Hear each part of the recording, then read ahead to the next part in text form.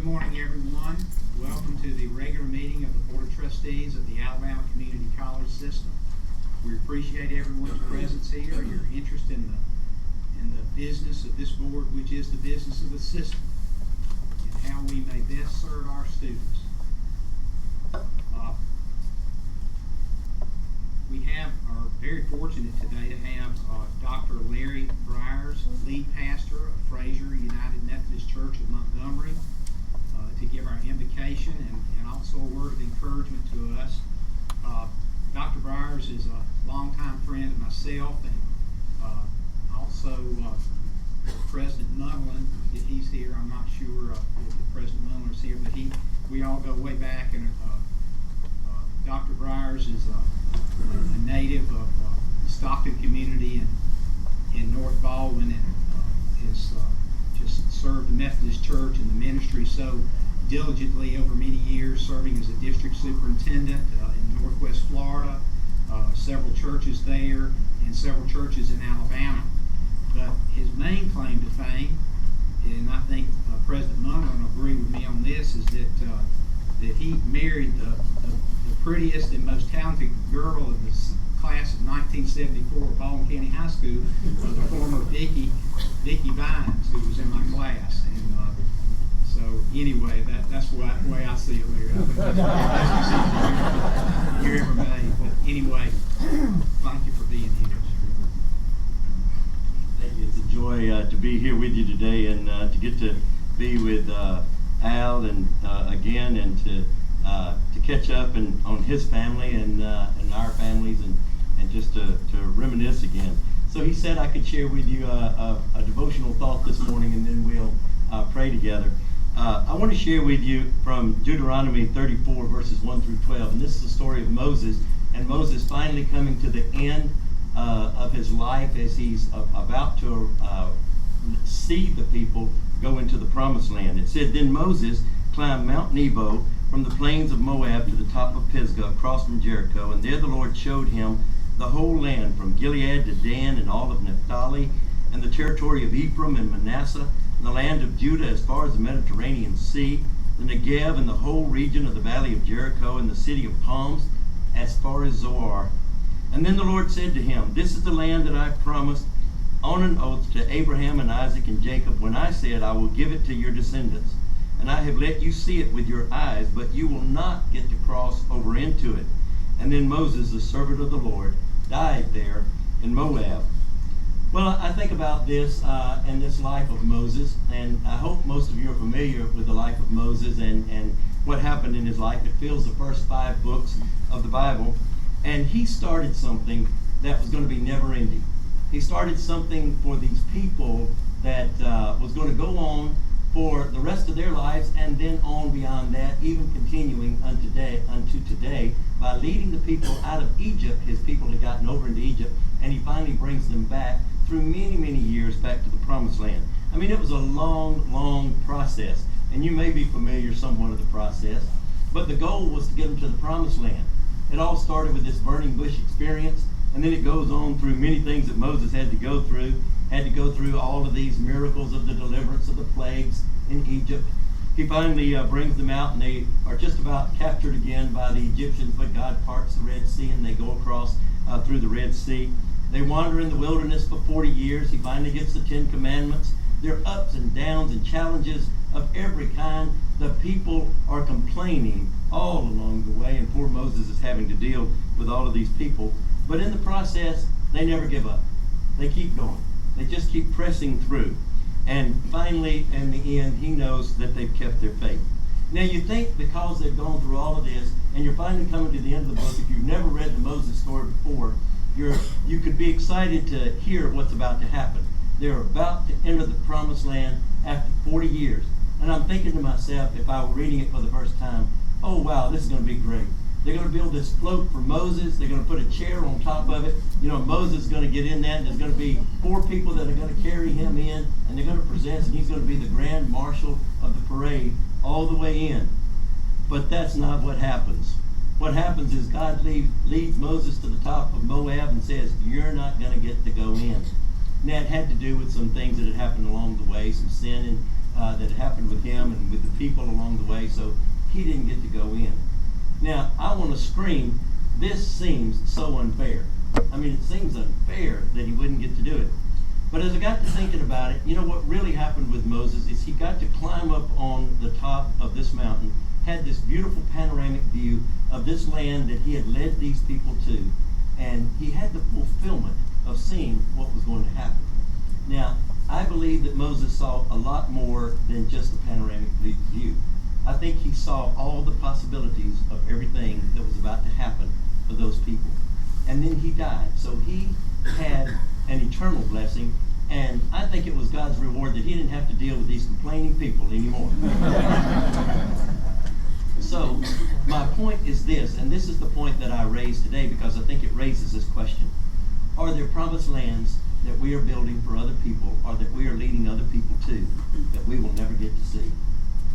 And I think that's very true in the work that you do. You're constantly trying to lead young men, young women, maybe older men and older women, to a promised land of their lives, to a better place in their lives where they will have more opportunity by having an education. But you will probably, in most cases, never see the promised land that they are in. But I don't think that's our calling. Our calling is simply to lead them there, and then we'll let God just bless us from that point. So let us pray together. Our Heavenly Father, I want to thank you today for who you are. You're a God who guides us, and you give us strength when we call on you. And when you have called us to do a special work, we know that you give us the abilities to accomplish the calls that you place in our lives. So we want to thank you, Lord, for the many people that are here today and for the colleges that they represent, the places where you have called us to lead, where you've called us, Lord, to lead people to and to bring them to a promised land that you have planned for them, that you've prepared. But too often, Lord, as leaders, we will not see those places that they arrive. But this is not about us, and we know that it's not about us, but rather it's about those that we lead. So we ask you today, Lord, to be with us in the work that we do here. We know that this is important work, that as they gather together, they need you to be here. They need your presence here. So we are invoking the presence of the Holy Spirit to come and lead and guide this meeting today. Help us, Lord, to be better people when we leave this place, to do better work as we go forth, to lead other people to the promised lands. In Jesus' name we ask you. Amen. Amen. Let's stand for our pledge.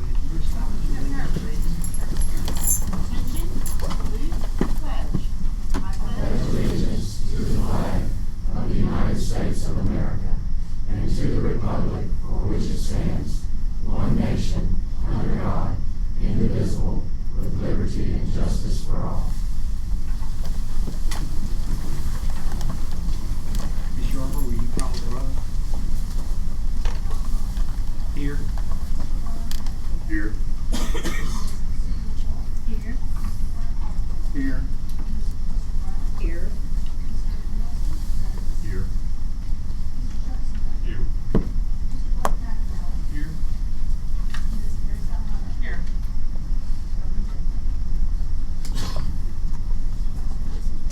Thank you. The next item is the approval of our agenda. Each person on the board received a copy of the agenda prior to this meeting, and at this point, I will entertain a motion to approve it. Motion by Mr. Davis. Is there a second? Second by Mrs. Brown. Any discussion? There being none, all those in favor of approving the agenda as before us, please raise your hand. Anyone opposed? The agenda is approved. Item 5, approval of minutes of the January 11th, 2017 meeting. Once again, all the board members received the minutes in advance of this meeting and have time to review them. Is there a motion to approve the minutes of the January 11th meeting? Motion by Ms. Brown, a second by Mr. Caldwell. Any discussion? There being none, we'll move to the question. All those in favor of approving the minutes of the January 11th, 2017 meeting, please raise your hand. Anyone opposed? The minutes are approved. Item 6, public comment. No one signed up for public comment.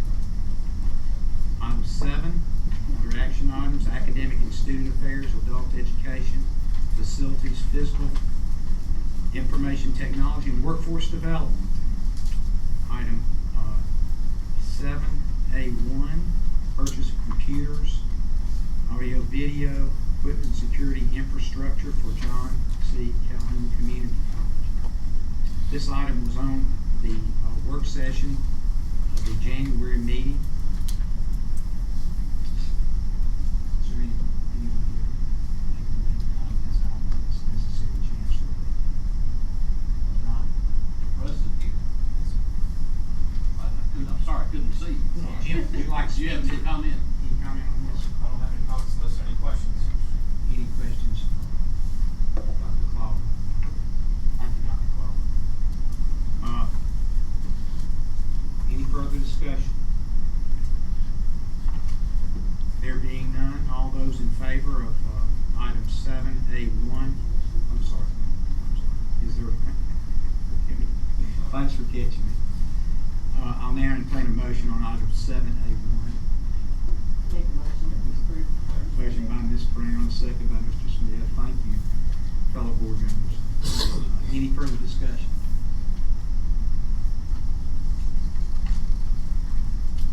There being none, now we'll call the question and move to a vote. All those in favor of item 7A1, please raise your hand. Anyone opposed? Item 7A1 is approved. Item 7A2, implementation of FAA preparatory testing fee at Enterprise State Community College. We had a good explanation and presentation of this at January work session as well. It's very thorough and well done. Is there a motion to approve item 7A2? Motion by Mr. Davis. Second. Second by Mr. McAnally. Any discussion? Nikki? Yes, Any- I would be glad to answer any additional questions that you might have about this. Any questions? Thank you. Any further discussion? There being none, all those in favor of the implementation of the FAA preparatory testing fee at Enterprise State Community College, which is item 7A2, please raise your hand.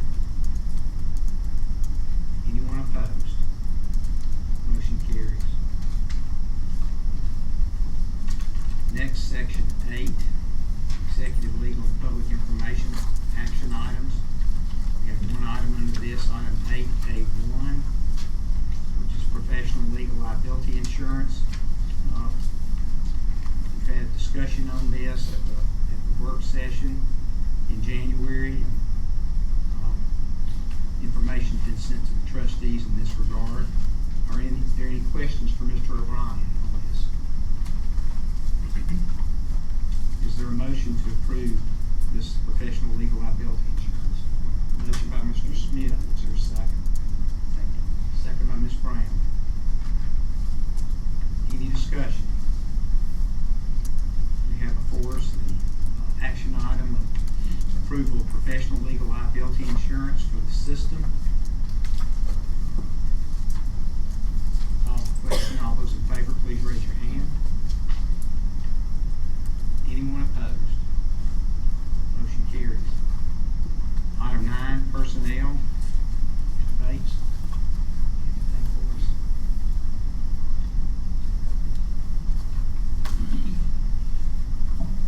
Good morning. This is a task which I have been concerned would come to me sooner or later.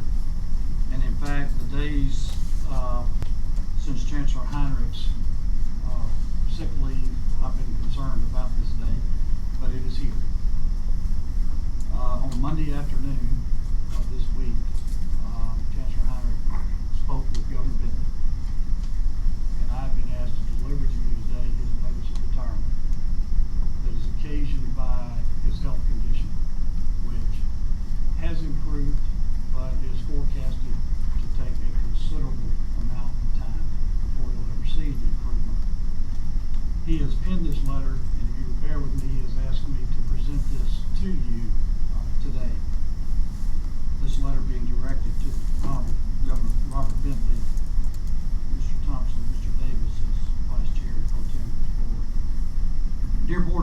members, let me begin by expressing my sincerest appreciation for your patience, understanding, and support during my recuperation. Your cards, letters, emails, texts, and most importantly, your prayers meant more to me than I can express in words. Thank you. At the end of June 2016, I developed the first of several recurrent bouts of shingles, which resulted in serious nerve damage to my face, head, and eye. In spite of more than 400 hours of intense medical treatment to date, a realistic timetable for my recovery remains unknown, a very disappointing prognosis. I provide you with this very brief synopsis of my current medical condition to say that it's time for the board to choose its next chancellor so the system can move forward. That said, the purpose of this letter is to give you notice of my intent to retire effective April 1st, 2017. In closing, I'd like to express my heartfelt apology for placing the board and the system in limbo for an extended period of time during my illness.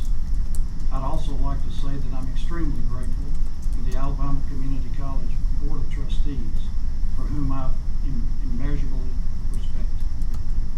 Your vision, integrity, and leadership is truly inspiring, making our work together a sincere pleasure.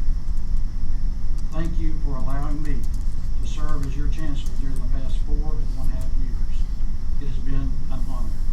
I retire knowing that our system and its future are in excellent hands. My best to all of you. God bless. Mark Heinrich. I accompanied Dr. Heinrich through a series of meetings to prepare for this. And I must tell you that of all the duties I've ever carried out for this board, this has been a difficult one. He is a friend and has truly been inspiring to us in many ways. And to know that a health condition took him away is very difficult for all of us. But I have been asked, Mr. Vice Chairman, to ask of this board that you accept his notice of retirement.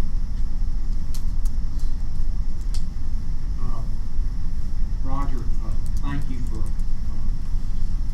the assistance that you've given to Chancellor Heinrich and to this board. This is a sad thing to hear. It really is. As Chancellor Heinrich, I'm sure, shared with many of you over the years, and with me, I still call myself a new guy, a new boy to this system and to public education leadership in the state. This was his dream job, and this has not been easy for him. And I think if someone were able to recover from this quickly, he would have done it, because he would have tried to will it for himself, because he did not want to he really wanted to see through so many things that he started, and the vision that he had for the system and for the state. Roger, would you tell us what does this bring, what does this set into motion? Yes, sir.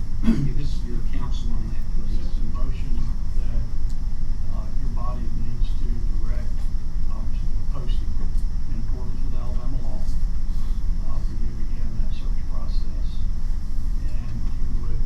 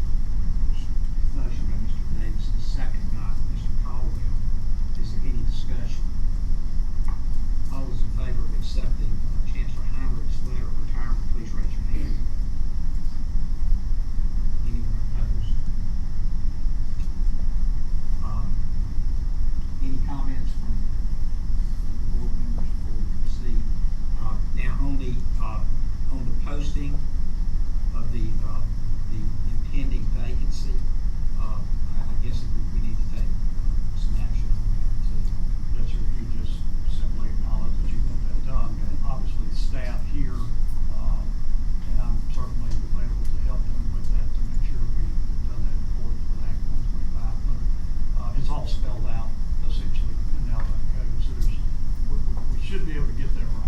Okay.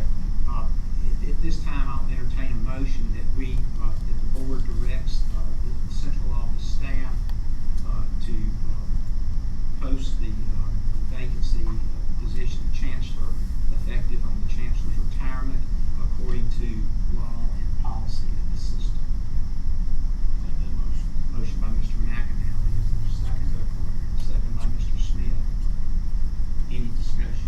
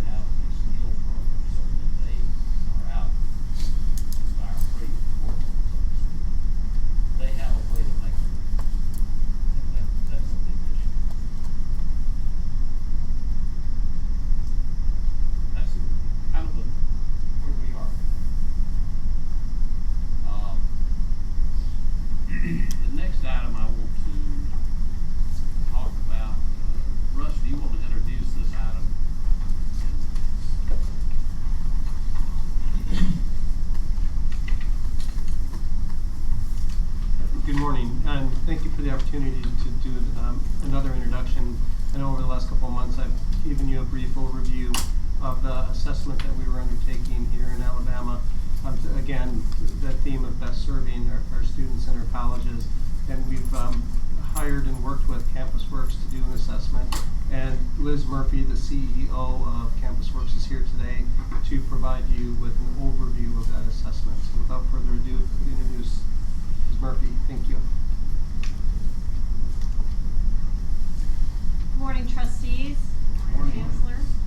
I'm delighted to be here on behalf of the CampusWorks team, which numbered about 8 persons during the course of the engagement, to provide an overview to you, and it is truly an overview. I see that you have the reports in front of you, but I know that you haven't had a chance to consume the reports, and there's a lot of terrific information in the documents.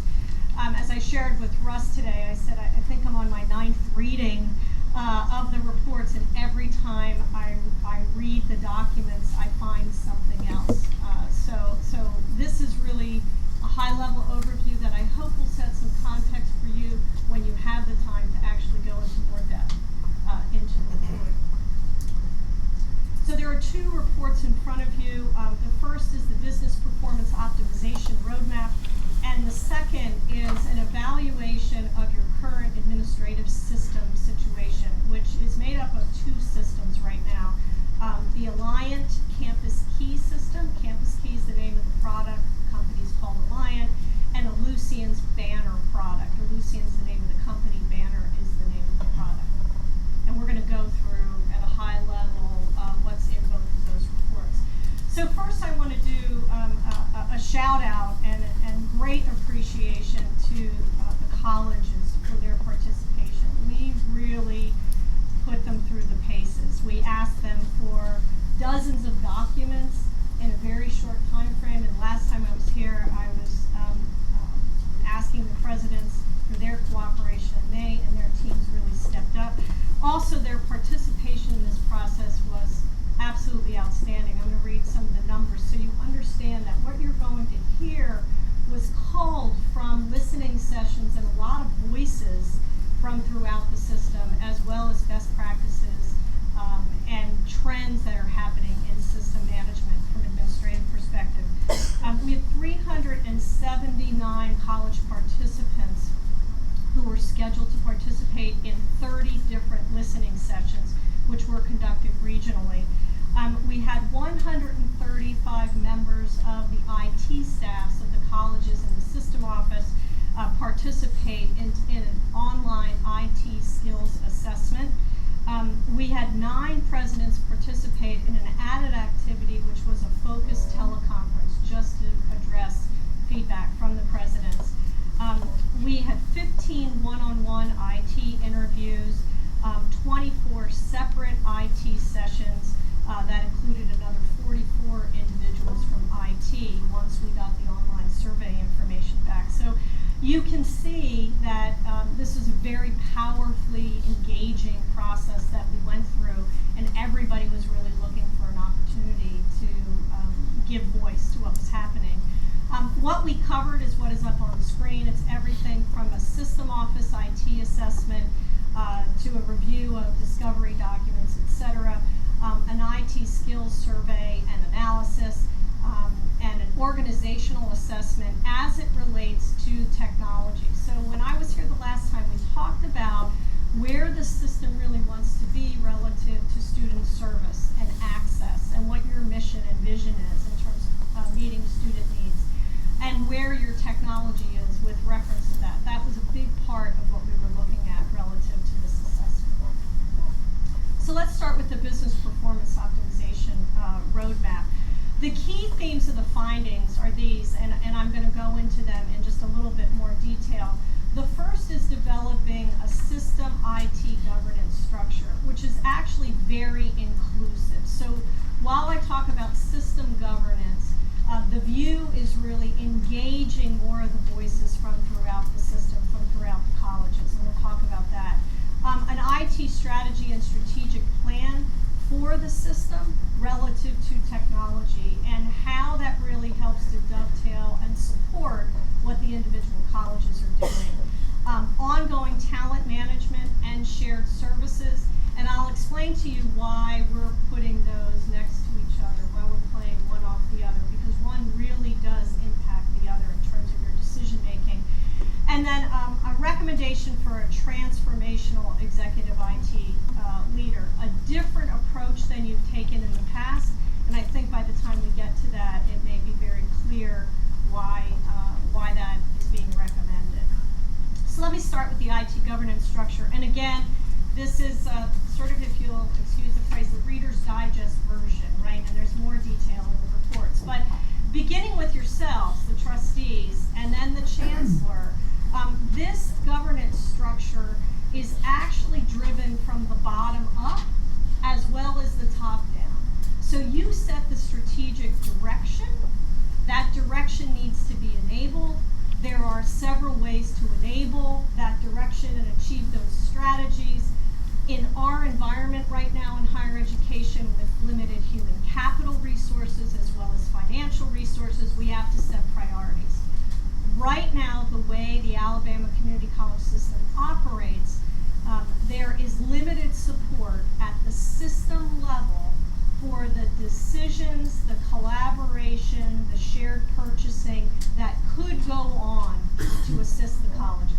So each college is really on its own in that regard. So you can imagine you have each institution making its own decision. As a result, while we spent and we're asked to spend a lot of time on your administrative system view, you'll see in the report, in one of the appendices, the many number of software applications that are used throughout the colleges that are duplicative in nature from an application standpoint. So you're not really leveraging the use of one or two tools to solve a specific problem, which would get you better pricing. But beyond the pricing, your IT staffs have to know all those tools.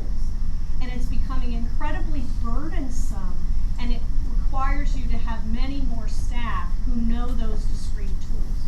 Very unusual for a system of your size to be running 3 separate learning management systems, as an example, right? There's a reason you get there.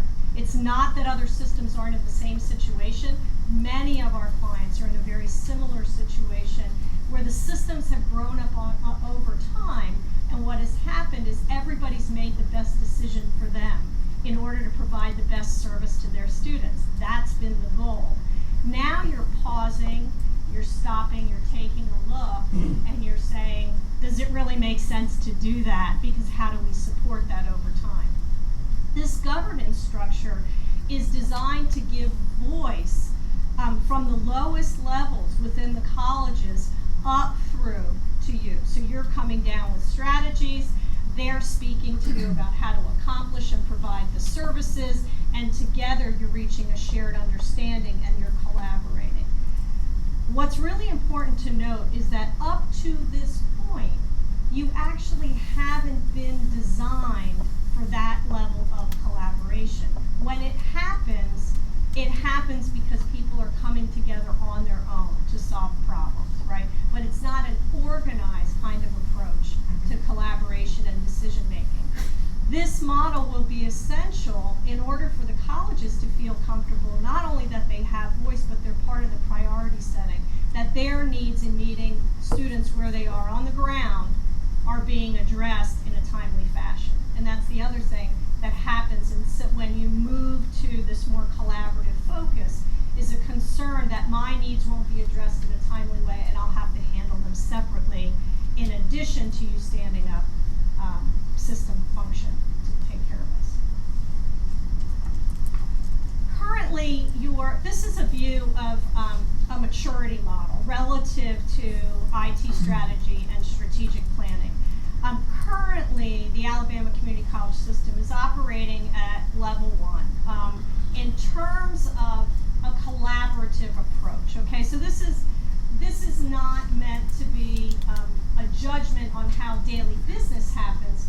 This is an evaluation against a system perspective, right?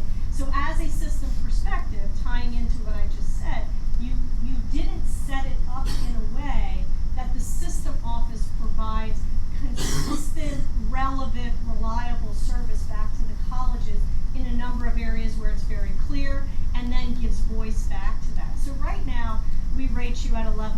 which is unorganized from that perspective.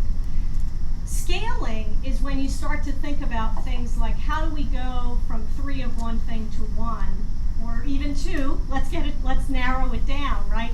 And including things like servers and the number of pieces of software that you have, etc. Right? So scaling is the next logical move as you move toward the shared services, a shared services model. And then level 3 is where you actually begin consolidation, and you say, perhaps, let's have regional centers that handle certain functions, and those functions will be handled with one group of people who serve multiple institutions, as opposed to each institution having to stand up a function independently. That's consolidation. Shared services is really where you've combined your talents, your knowledge, skills, and abilities, and your technology into an environment of your design. There's more than one way to do shared services, and we can talk about that, in order to meet your objectives at an operating cost that can be lower than where you are, and with a skill set that's much higher. Right now, if you think about it, the folks in your IT staff, we found them to be, across the colleges, incredibly competent. But they are treading water. They are supporting dozens of applications, new requirements, new threats from cybersecurity. It's very difficult for them to keep up, particularly at the smaller institutions.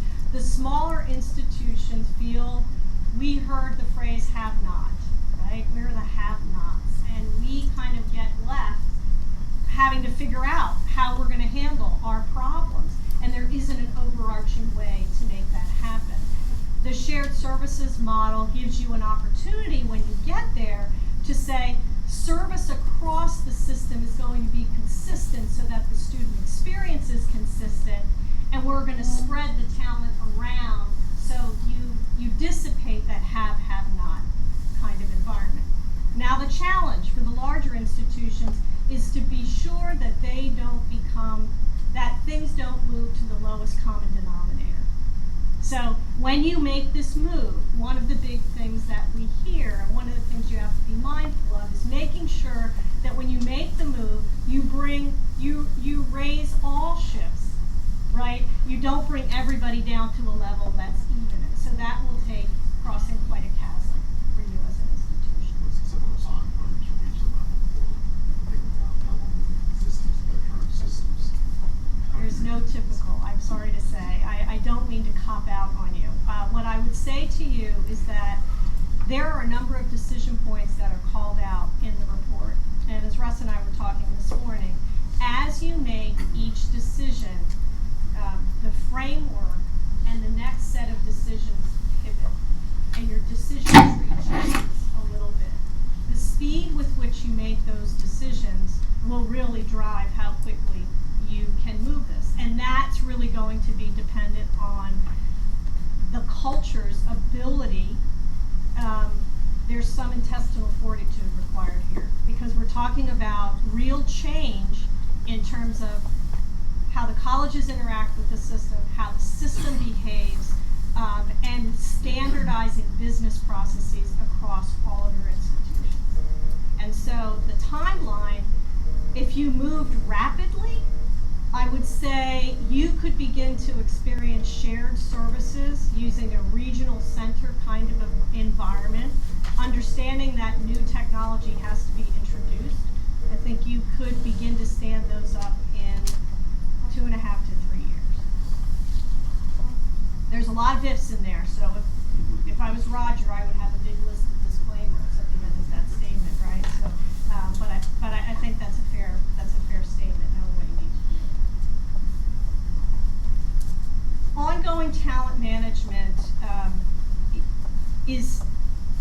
I just cannot stress enough the criticality of this for you and your region.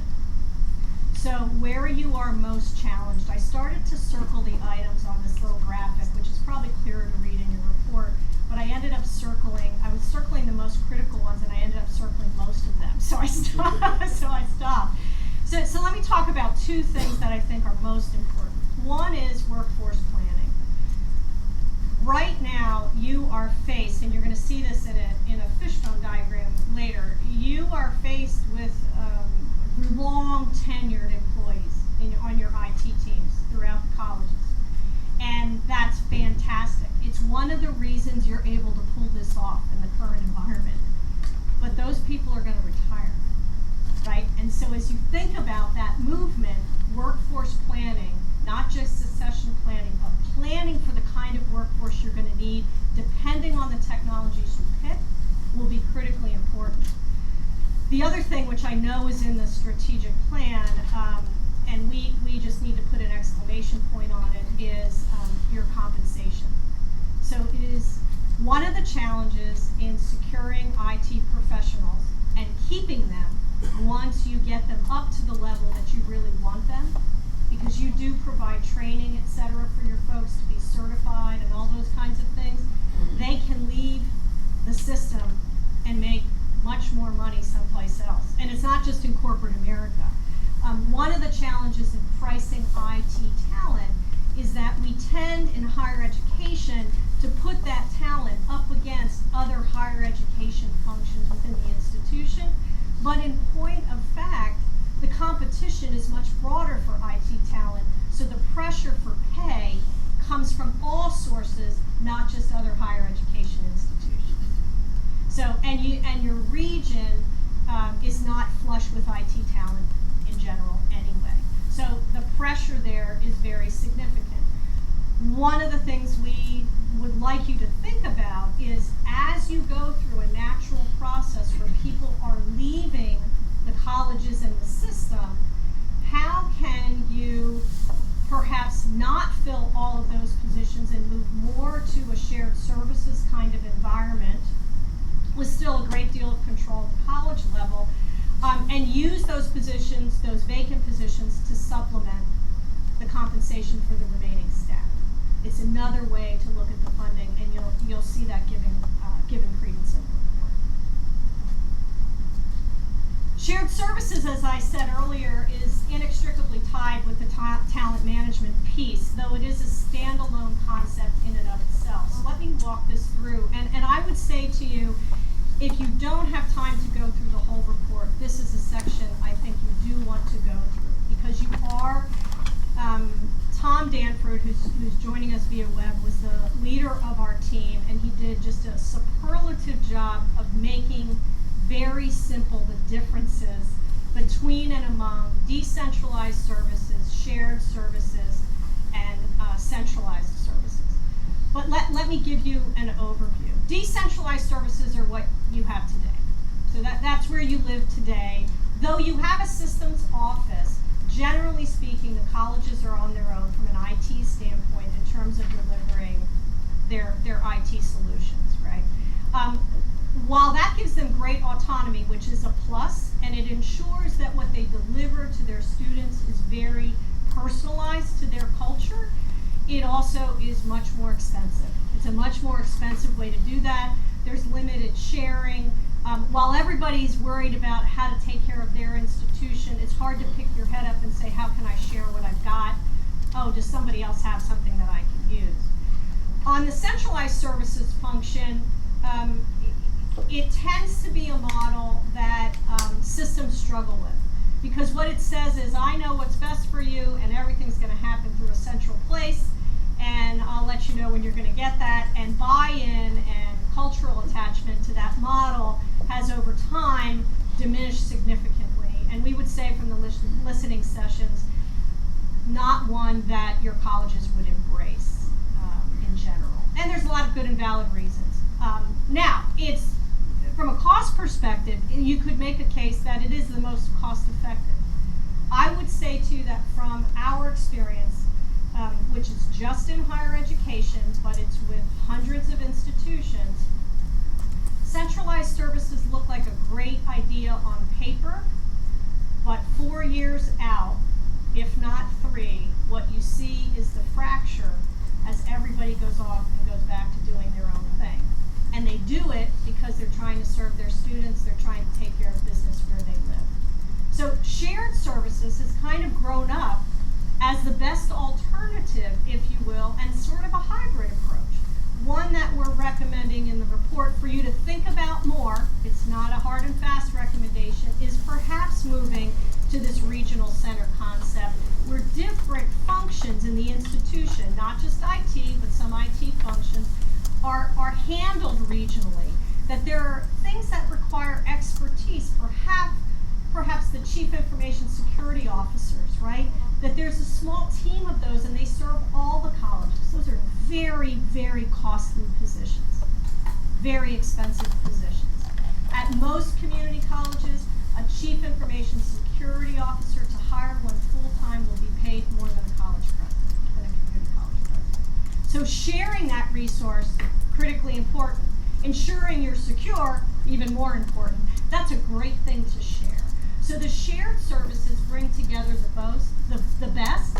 What they do require, though, which I think you need to significantly consider, regardless of whether you go to shared services, is standardized business processes. What does that mean? It means, it's real easy for people to understand that you don't want to get creative with debits and credits. Right? There's one way to do that. We don't normally argue about it, right? Purchasing is something that can be shared, right? Payroll. We don't want to get creative with payroll either. There are rules about how people are paid. There's a process through which people are paid, right? What if that was all done in a central place? Or what if that was done regionally? Why does it have to be done independently, right? Producing the reports, keeping the data warehouse fresh, actually owning and administering and contributing to that, from a system perspective, even more so than is done with DAX. Data standards, those would all be things that the system could benefit from, and you could reduce the allocation you spend at every single institution and actually get a better result in the end.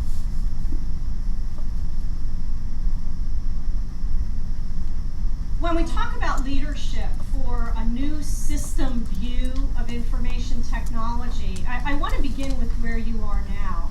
Your chief technology officer was hired sort of as an Uber manager, if you will, right? A super manager who was to manage the office for the system. What we are saying is that we don't know who the next person is, but that person needs to be an executive level position. That individual needs to be highly influential throughout the colleges, needs to be able to listen and factor and synthesize in the voices of what the colleges are looking for, needs to be able to take the talent and the knowledge from the colleges and put together a structure and an organization that brings out the best of everything you have to offer in the system, and knows when it's best for the colleges to do their own thing, and knows where a service culture through the system office would be most beneficial. So we're talking about elevating the position that is currently the lead position in the system office in IT, taking it from a chief technology officer to really an executive level CIO. It's more what you call it. Vice Chancellor is typical in a systems environment.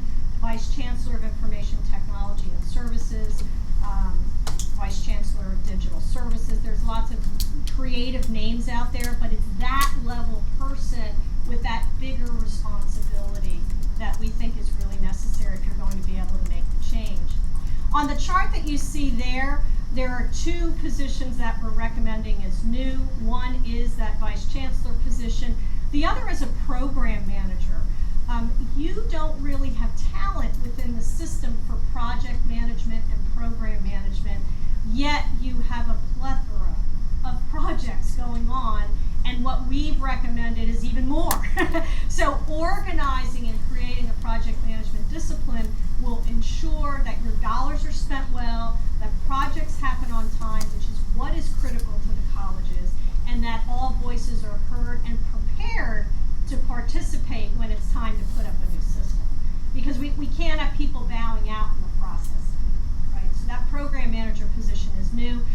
The two positions that are highlighted in the backdrop there with orange in the center, if you can't see in the center of the last row,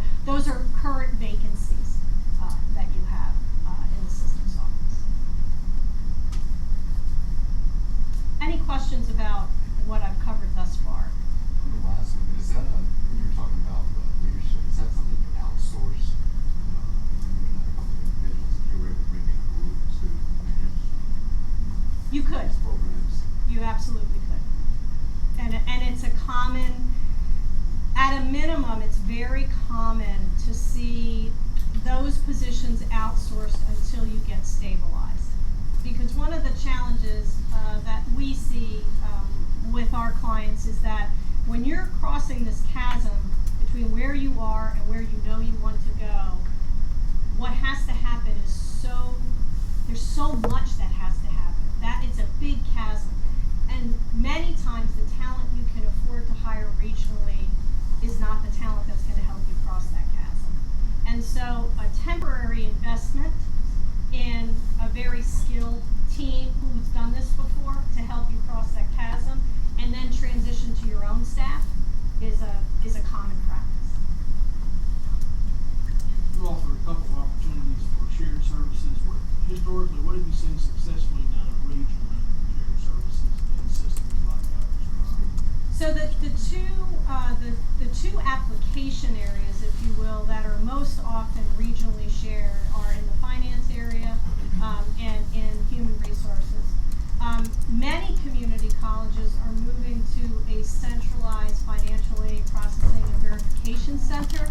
It doesn't take away the need to have very expert counseling at the college level, but it does allow the packaging to happen in a more routinized way with a lot less staff at the campuses. I don't know yet if that's the right solution for Alabama, but it's another area. Also, admissions application processing is another place where we see central shared services, because it's that big administrative uplift, right, that you know needs to get taken care of that now is sort of spread out. And then in terms of IT, things like security and database management, though when we talk about what your future administrative system environment will look like, that's going to impact the talent you really need at the systems level. We're going to talk about that in just a minute. What sorts of risks come to mind with a disorganized system? I mean, I think of reputational risk, degradation of services, graft, corruption. I mean, what are the sorts of risks that go along with a disorganized system? I would say, let me speak from what we heard during the listening sessions. And what we heard from the colleges was, sometimes they need an extra hand, and particularly the smaller institutions, there's really not some place for them to go where the talent and the resources are available for them to do it. Less dramatic than some of the examples you've said, it impacts their ability to provide service, and they're forced to add more people to the equation to get over gaps in technology, right? And so over time, as you're dealing with your student population and you want to provide student educational plans, you want to have better outreach to the prison system, you want to do more recruiting, well, how's that happening? It's very difficult for them to leverage the technology so that they could better train their people on how to use that technology and use automation, so they end up having to hire people. And right now, the option to hire people is very limited, right? So their staffs are running very lean, very, very lean. It's really a degradation in service over time, or the inability to be innovative and do new things, because I'm just trying to keep the bus going, right? I'm just trying to make the regular stops, keep the wheels on, and keep it going, right? Mostly an issue we saw at the mid to lower size institutions. Last question. Are all positions listed there systems positions? Yes. I mean, we have like 3, is that what we're 3 now? So I'm counting 10 boxes. Yeah, that should be reflective of your current environment, except for the 2 green ones. Yeah.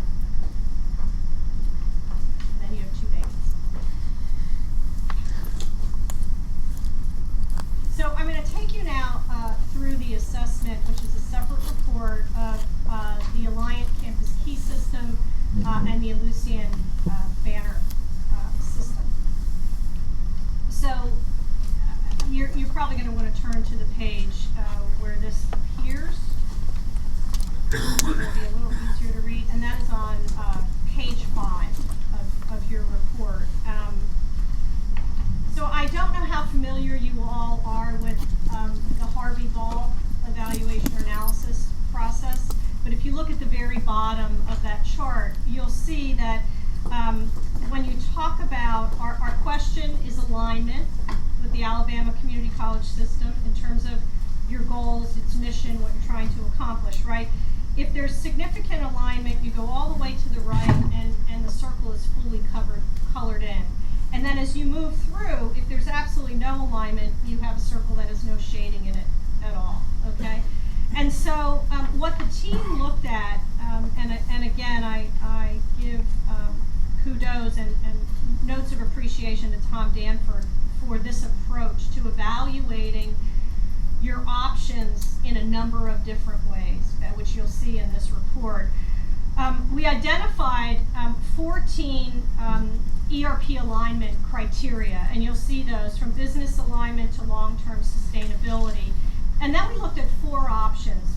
One is Campus Key on its own, one is Banner on its own, one is the environment you're currently living in, which is this bifurcated environment where some institutions have Alliant and some institutions have Banner. And then software as a service or cloud-based kind of environment, which would be the new solutions that are available today primarily are being offered in a SaaS, software as a service or cloud environment. And then you'll see a weight, right? And so our team, very experienced in doing this and in taking input from IT, knowing the challenges, et cetera, of ERP implementation, hearing the voices of the colleges, we weighted each one of those criteria. And if I cut to the chase, at the bottom, you'll see a score. And in this particular case, higher score is better, right? And the first observation is that you'll see that your current environment is your least desirable environment in terms of this assessment, right? It basically says that the split is hurting you in a number of ways. And I think to many of you it's very obvious, so I won't spend a lot of time there. We're also going to talk about this evaluation in a couple of other different ways. The next lowest in this standalone environment is Banner in its current form. This is a really important distinction because Ellucian does offer a SaaS cloud-based version of the Banner solution. That is not what you have right now, okay? You can go to it, but it's not what you have today. So the way you're currently configured, one of the biggest challenges which brings down the score, if you will, or the alignment with for Banner is cost and talent. So you actually have had a couple of institutions leave Banner to go to Alliant because of cost, because the cost at some of the smaller institutions really put them in a very challenging position. This has less to do with functionality available in the system and more to do with the fact that both the talent you need to run that solution and the cost of running that solution right now are misaligned with your abilities to pay or to staff. Alliant is just slightly ahead of the Banner solution, primarily because it was built for Alabama and its cost is incredibly reasonable.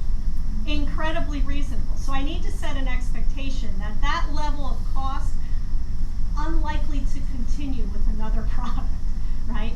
But there's also tremendous risk, and you see that there, and you're going to see it as we look at the other assessment vehicles as well, is that the Campus Key solution, because it's such a small number of institutions using it, and it's really a turnkey solution supported by Alliant, and they do a very good job of supporting it, it delivers to the colleges what they want for right now. It's just not extensible going forward. And as a long-term solution, there's tremendous risk for the system to continue on that path from our perspective. It is not a judgment on the software quality. It's an issue of the fact that you, along with 3 or 4 other institutions in Mississippi, are the only users of that product. And so it puts you at risk as you move along. So the thought of moving you all, keep in mind, the thought of moving you all, that separate Campus Key column and the Banner column, that's saying, what if we moved everybody to Campus Key? Here's the evaluation. What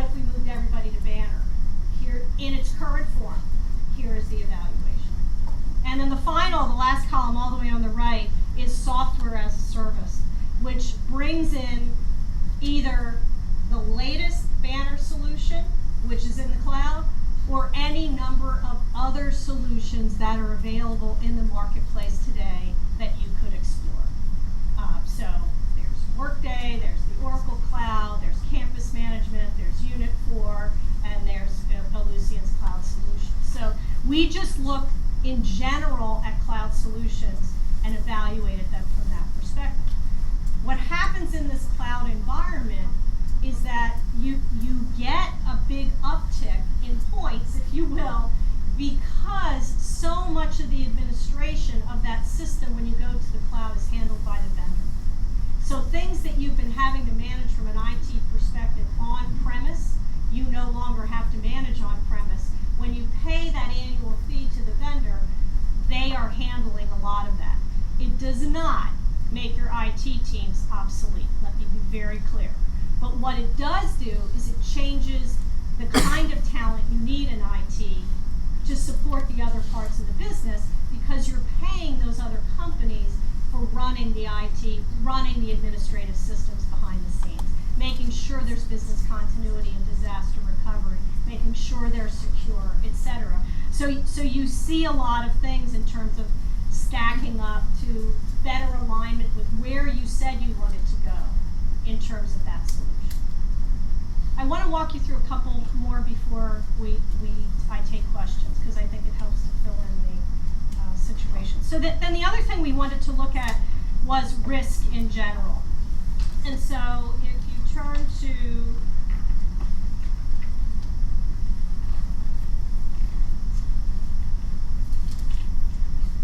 page 7, you'll have a better, you'll be able to better read the fishbone diagram, which was created as a result of the chart that is on page 8, which goes through the risk assessment relative to the ERP. And again, we look at everyone going to Campus Key, everyone going to Banner, your current situation with this both, and then going to software as a service as an alternative.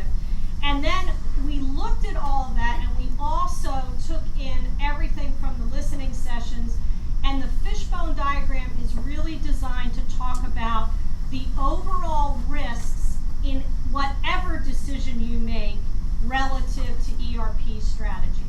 And the reason that Tom put this together was so that conversations could happen at the right level, at the higher level, because while there's a lot of technology behind this, that's not really the decision you're making. It really is a higher level decision about sustainability. It is about financial and human capital resourcing, right? And it's about your ability to actually move. So what we were trying to do was give you a view of what it was going to take to move. So if we go under the ACCS staff, the system staff, right? So what is red is what is a heavily weighted risk factor. If it's yellow, it's a medium size risk factor. And so we already talked about the fact that in order to move forward and carry the load of managing a more centralized single ERP solution, you need to recruit and retain more IT staff, reskill current staff, and you're also being faced with retirement. So that issue I mentioned earlier about staffing, it kind of comes home to roost in this. So that says, the way that you read this, that says those are things we want to mitigate. So are there solutions that help to mitigate that risk? And I'm going to show you that view in just a minute.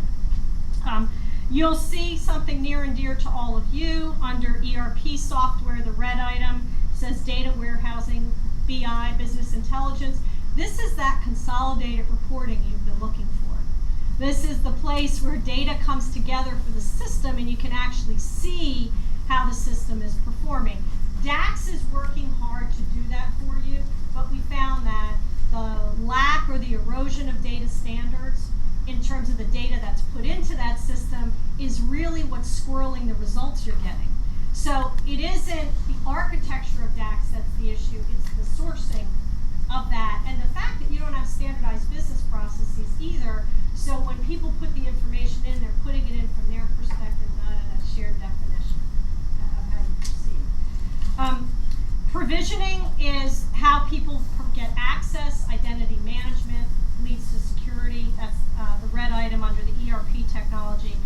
then licensing model and size and stability. So that's when you actually look at the vendor. And we already talked about the fact that cost is a challenge. And what I would tell you is the companies that are playing in this space now are doing a very good job being much more competitive in terms of what you pay and the value you get.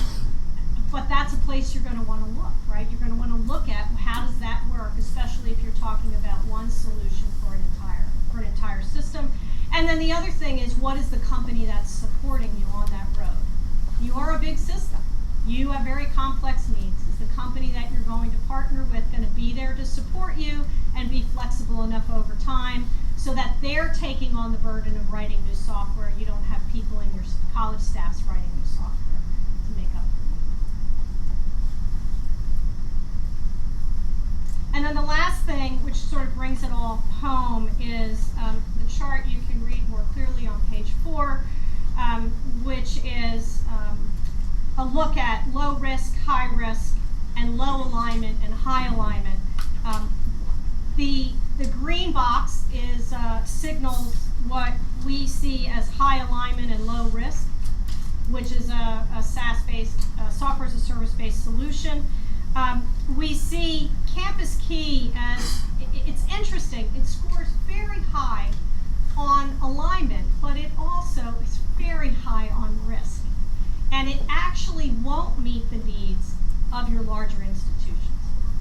So you have that as well. So while it may be meeting needs at some of the institutions very well in terms of size and stability, customer base, sustainability of the company along with the software, that pushes against its alignment numbers, and then the inability for it to meet all of your college's needs further pushes against that. And then Banner, actually, from a cost perspective, if that could come down, you have a better chance of moving more to that green box, because that's really what takes you there. And that could be SaaS solutions. So keep in mind, Banner, Ellucian does have a SaaS solution. It's just not what you're using today. And so it's a big difference for you to understand that there's an upgrade to that, which is fine, but that's not what we were evaluating. Let me stop and take questions. I feel like a little bit like I dumped Gatorade on all your heads. So what can I follow up on or explain? You mentioned in some of the reading before the risk analysis that there's a certain level of subjectivity. Yes. And is that with respect to those you interviewed, or is the subjectivity from your perspective? Yeah, we felt we needed to say that we had a very strong team working on this project, but on any given day, you know, different people bring different opinions to the table, right? And so I think the way these reports should be considered is directionally, and I would say if you can get comfortable with a single decision or two, then we would have another conversation to say, okay, if you've decided that, if you decide you're not going to live in this bifurcated space anymore with Alliant and Banner, if that's a decision you make, then we should have a conversation about what is the next thing you should do, right? We've made some recommendations in there about how you might proceed if that's your decision. If you decide that we're not going to live in a bifurcated space, but we're going to live on one of those two products, then that's another series of conversations. And what's important is there's a waterfall to what happens with your IT staffing as a result of that.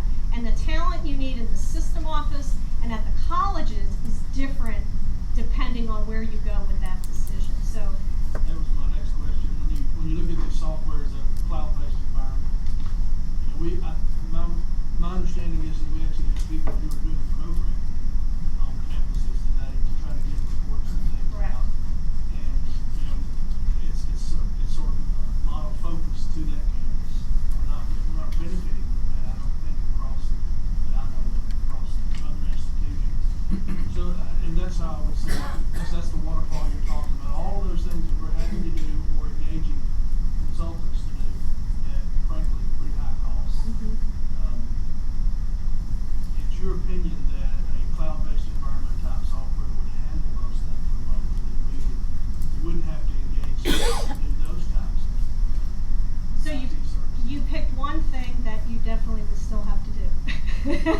So, let me clarify. Not an IT professional. Yeah, so what I would say is, so when you move to a cloud environment, truly a cloud environment, you use the same version of the software as the University of Alabama. The way you configure the software is different. So the codes you use, how you interact with that software is different, but it is the same software. The joy and also the pain for some of moving to a cloud environment is the inability to customize that software. I would say to you, in 2017, it is a very rare situation where software customization is actually required. Incredibly rare. Where programming is almost always required is for reporting. But that means taking the data out of the system, which is not customized, and manipulating that data through a data warehouse and business intelligence tools to look at the data in a way that helps you to make decisions. Whether you're at the college, you're in a department, or you're at the board table. That's really the difference. So when you move to a cloud environment, what will be necessary is that you standardize your business processes. That will be critical. Otherwise, there's no need to move. And all the benefits of going to cloud get diminished, right? Very much more simple, let me say it that way, to move finance and human resources to the cloud. There's usually not a lot of gnashing of teeth when that happens. When you start to talk about the student system in the cloud, that's where everybody says we're very unique about how we take care of our students. We really want to do it a particular way, and what I would tell you is there is a way to create the business process so the process is standardized and the personality of the institution comes through in the way you deliver that process. Same product. It's going to be the same software product.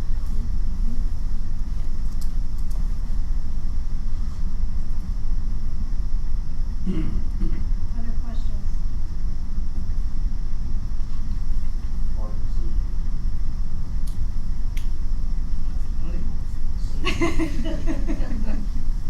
I will say, from a financial standpoint, you really do have an opportunity to stabilize your operating costs.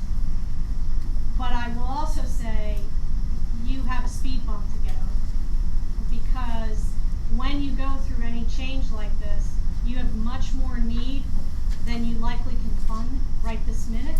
So you're going to have to find funding to get over that speed bump, and then things will level out at a new level that will either allow you to sustain where you are now from a financial standpoint, not have the costs continue to go up, or you'll be able to lower those costs somewhat. And it depends on the decisions you make, how that's actually able to happen. And that becomes where that intestinal fortitude really kicks in. Yes, sir. How difficult do you find it to be to migrate the existing systems into the new system? Were we to do that, or were we to be successfully able to do that?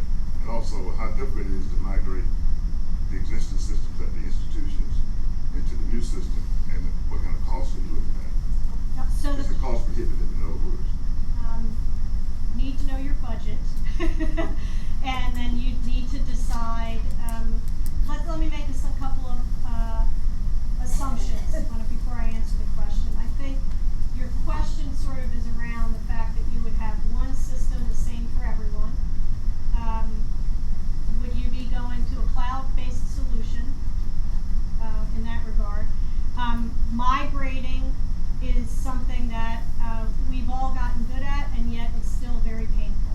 Because what it takes is, and because of the way you're organized, every college will have to go through it. They'll have to go through a conversion of their existing data into whatever the new system is. Prior to that conversion, you would need to go through business process redesign and also make some decisions about shared services. So back to the question of how long does it take? Well, when I talked about 2.5 to 3 years, I was talking about moving at a pretty good clip. Really saying this is really important to us and we're just going to move it through. So when you redesign the business process, you go through a shared services assessment which says what is it we're actually going to share,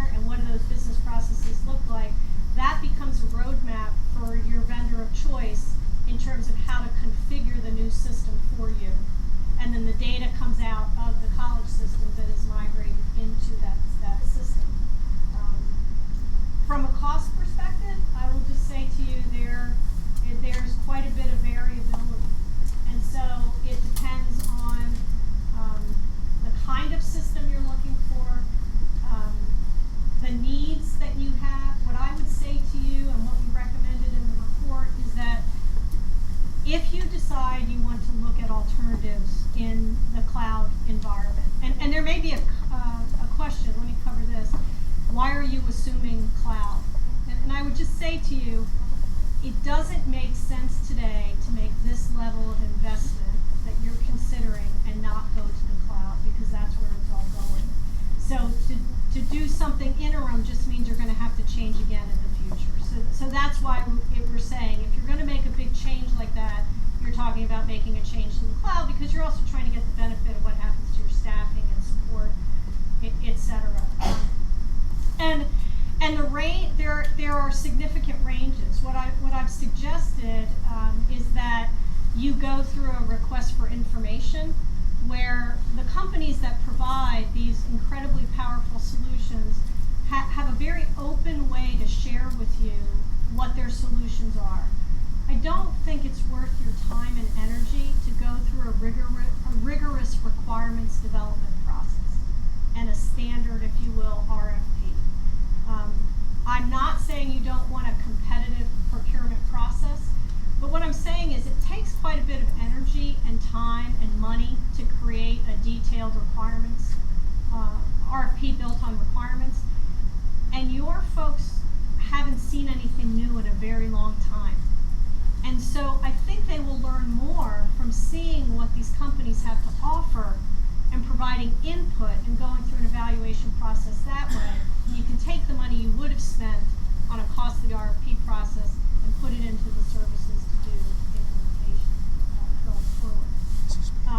That said, you are in the tens of millions of dollars. I mean, you are a system, and it will be a significant investment for you to make the adjustment.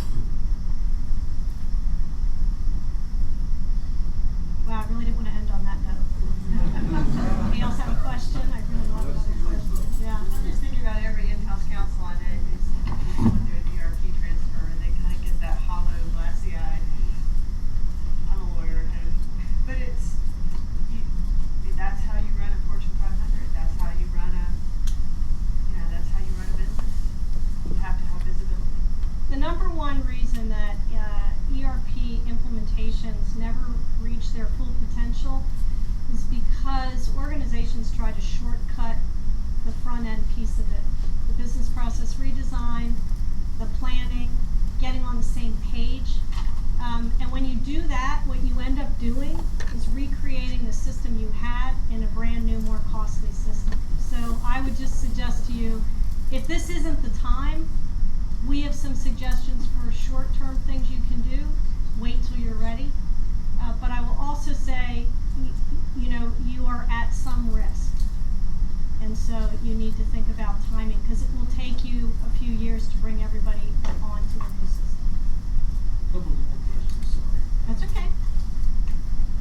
Would there be any reason not to engage in the business process redesign now in anticipation of moving forward? It's something we recognize we need to do.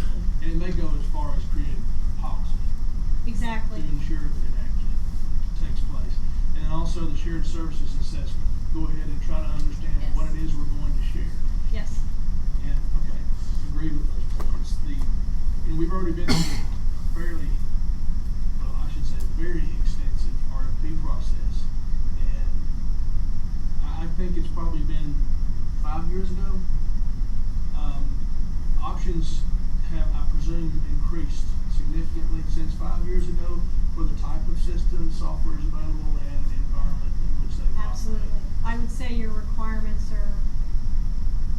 they would have to be significantly overhauled from 5 years ago.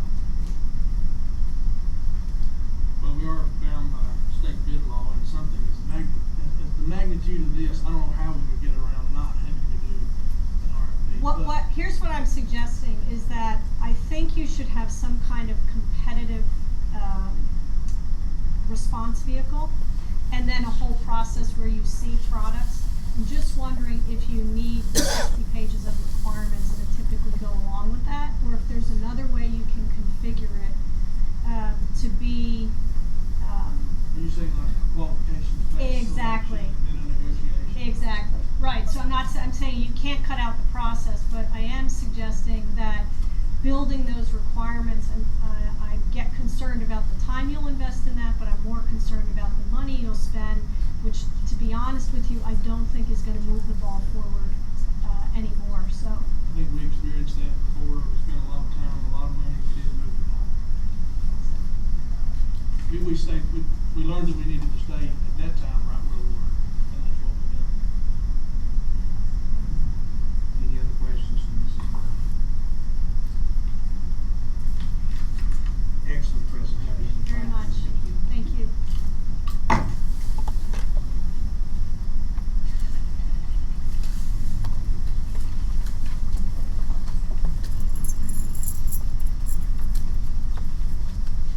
I think from the presentation, it's pretty obvious that to become the system we want to be over the course of the next, I've said 3 years, it's going to take some real work.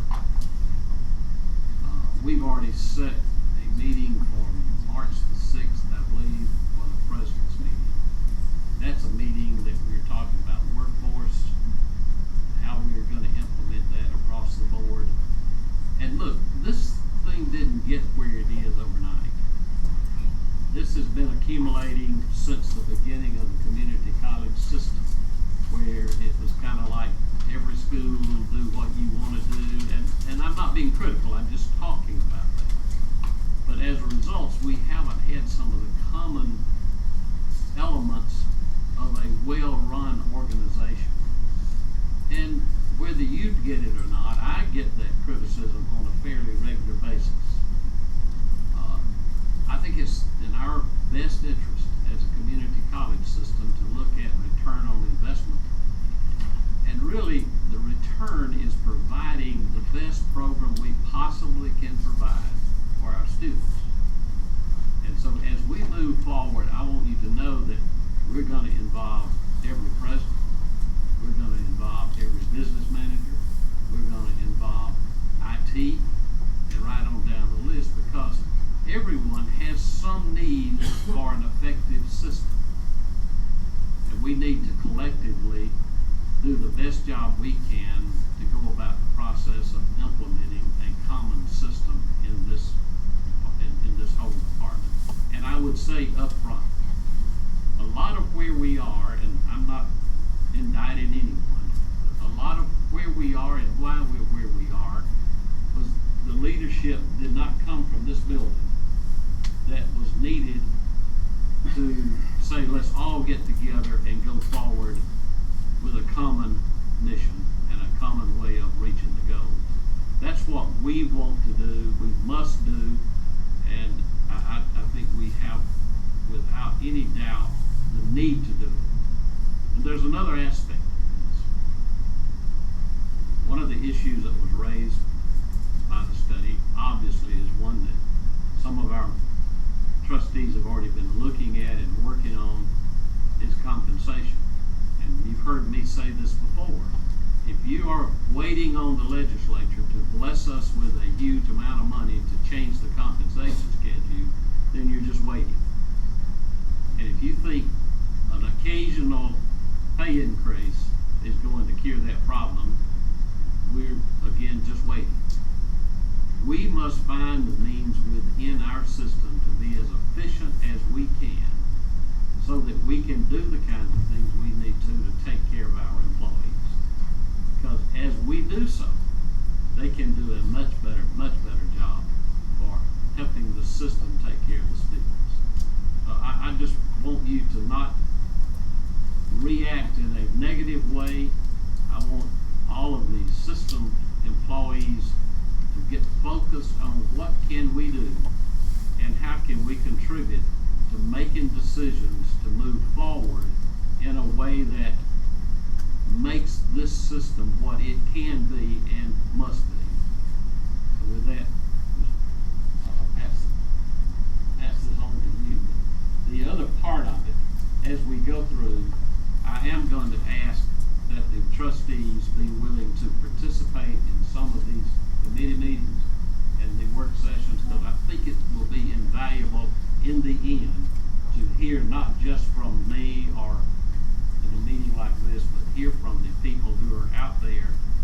daily basis providing services. So if that's okay. And I know your time, you know, you get paid so much for doing this. And time is valuable, and I wouldn't expect you to be there every time, but I do think when the occasion arises, we'll keep you posted, and if you can attend some of the committee meetings of any of the groups, then I think it would be most beneficial. That inclusion is always appreciated, Chancellor. I think that's an excellent idea. Any other comments from the board members? Once again, great presentation. Thank you. We'll just like to add this, and Mr. Baker's already said this, but you know, we've been where we are for a long time. And I recognize that from a board, we're pushing a lot of change. We know that, and I've been a part of acquisitions and changing out softwares and accounting softwares, and it's never easy. Ron asked the question that's gone through my mind, because I lived that changeover and tried to integrate 20 years of data into a new system. It's tough to do, but we have certain inefficiencies, and we are decentralized, and we are not functioning as a system. That's something I think that we as a board saw within our first month here. And to begin to try to move in that direction, this is one of the things we absolutely have to do. And, you know, I think the Audit Finance Committee presented this about a year ago. We've been asking, you know, and we've actually hired staff and asked them to shepherd the systems that we have, all the while making plans to accomplish new solutions. And it's really an impossibility of what we've asked for current staff, and not fair. You know, Mayor Scott mentioned that, you know, Fortune 500 companies operate in certain ways. You know, we're almost $1 billion annual organization that frankly functions like 25 or 26 small groups. And you know, this is that's why we commissioned the study. That's why we really wanted to know, where are we, and are we thinking correctly? And I feel like we are. I feel like we were headed down the right path. And I'm thankful for the study. I'm thankful for what's been done and the information. And it is going to be tough. It's going to be tough on everybody. But do we not want to be a better system that functions as a system? If we accomplish anything as a board, that would be one of the greatest things I think we can accomplish. Well, we want to be looking at what the system should be in 2020, 2021, not today. And it's going to take a lot of work, a lot of cooperation, a lot of discussing things, and probably occasionally maybe an unpleasant time when you have to look at what you're doing and decide, well, hey, we do need to think about this. We all have those moments, but I think collectively we have the ability to move this system forward.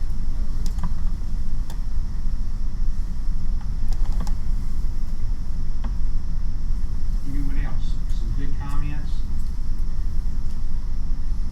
Good feedback. Once again, I want to thank Dr. Larry Briers of Fraser United Methodist Church for just a very encouraging devotion that he gave us this morning. I thought it was really good timing for right now. Any other comments from the board? Mr. Chairman, I'll be out of the country for Singapore, and Vietnam, doing some work with Alabama's executive MBA. So, I will not be with you, but I wish you well, and I'll be able to catch up next time. Safe travels. Make sure you get on your vaccine. Covering that risk.